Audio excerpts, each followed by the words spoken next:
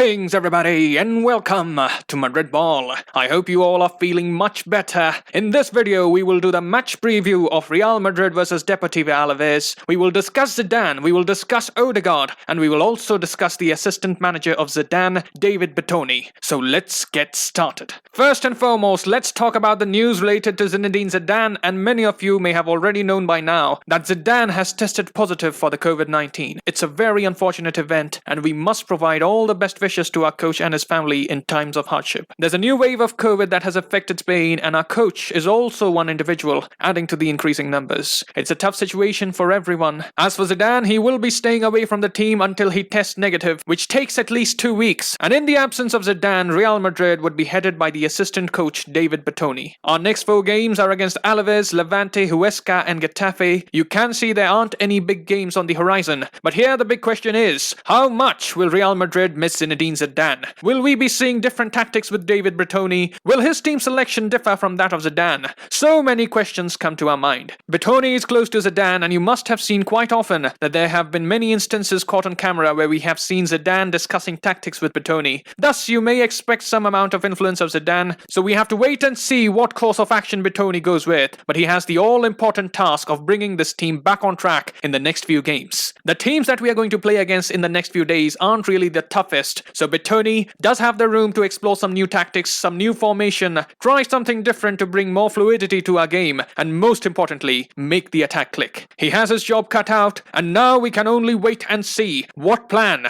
Bertoni has been cooking. Moving on, Martin Odegaard seems to be very close to joining Arsenal on a loan. Mr. Fabrizio Romano yesterday had this tweet for us. He said, and I quote, "Martin Odegaard has decided to join Arsenal over Real Sociedad. The deal is expected to be completed in the coming hours. Arsenal and Real Madrid are in contact to reach the agreement. Real Madrid want a simple loan move up till June." Mikel Arteta spoke directly to the player, which happened to be a key factor in the move. Now, as I have said earlier, I am not in favor of this move at all. Just have a look at the squad list and focus on the midfield section. We only have Kroos, Casemiro, Modric, and then we have Isco and Blanco as backup. God forbid, if any injury happens to any of the 3 in the starting 11, who is supposed to fill in? No disrespect to Isco, but on the evidence of this season, he simply hasn't been good enough. Valverde is out with a groin injury and he's expected to be out for a minimum of 2 weeks. What if we need to make a few changes in the midfield during the match? What if one of Kroos, Casemiro and Modric have an off game and we need to make a substitution in that case? We literally don't have options in that scenario. I think the squad is being handled in a very poor manner. The management is clearly lacking far-sightedness by propelling the move of Odegaard at this point. I am hoping Blanco shows us some good football, if handed a chance of course, and does a decent job in the first team. Moving on, there was also some rumors of Raphael Varane looking for a move away from Real Madrid.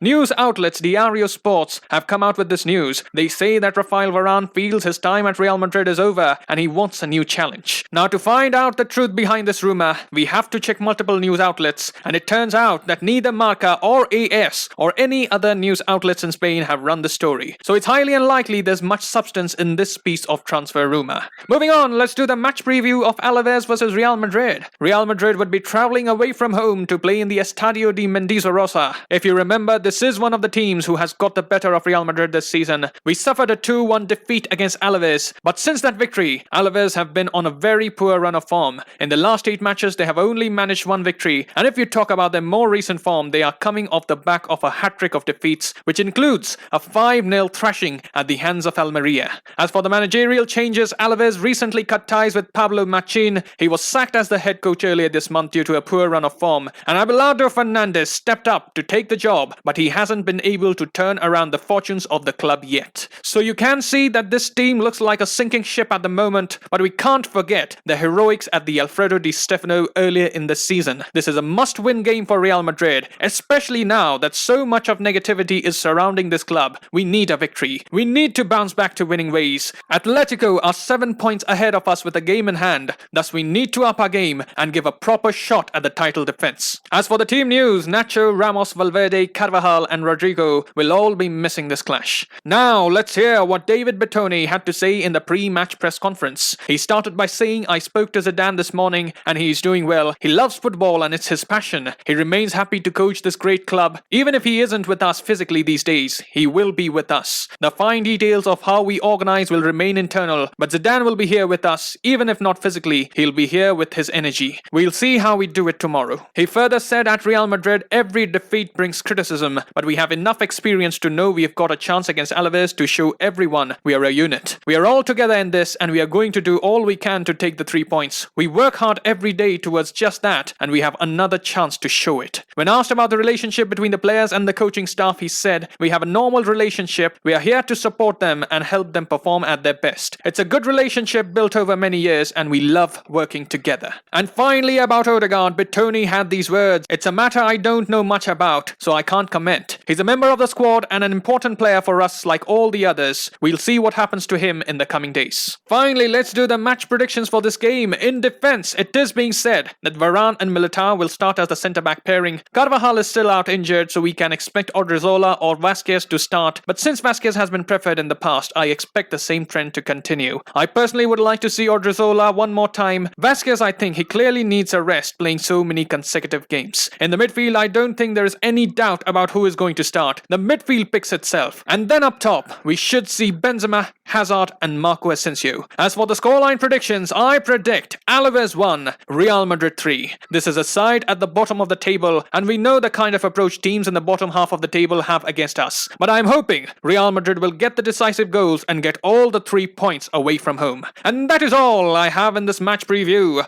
Do let me know your expectations and the predictions for the match right in the comments below. I will see you soon. Till then, stay safe, glory to Madrid, and as always, Hala Madrid.